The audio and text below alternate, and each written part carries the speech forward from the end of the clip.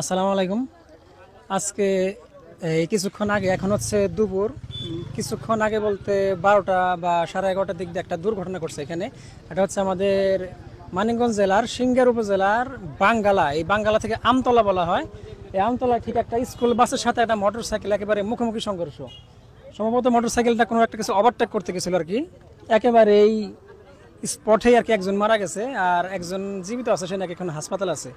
আমরা যারাই motorcycle ride করি তারাই যেন একটু সাবধানতা অবলম্বন করি সকল। আজকে যে ছেলেটা মারা গেছে এর নাম কি ভাই? শ্রাবণ আহমেদ। শ্রাবণ আহমেদ। মূলত ছেলেটা পড়তো কি?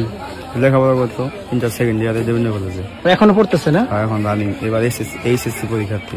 ও আচ্ছা আচ্ছা, এইচএসসি পরীক্ষার্থী ফার্স্ট ইয়ারে ছিল না? না, সেকেন্ড ইয়ার। সেকেন্ড ইয়ারে। সে কি আপনার ফ্রেন্ড নাকি? হ্যাঁ, বন্ধু ভাই। বন্ধু হয়। আসলে ওর এই ঘটনাটা ঘটলো কিভাবে বা কোথায় ঘটছে? ঘটনাটা ঘটছে হইলো আমতলার দিকে একটু সামনে।